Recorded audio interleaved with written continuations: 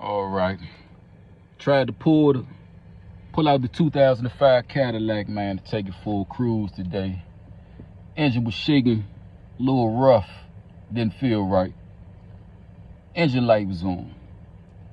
Did a diagnostic test on it. Cylinder 5 got a misfire. I don't remember changing that ignition coil.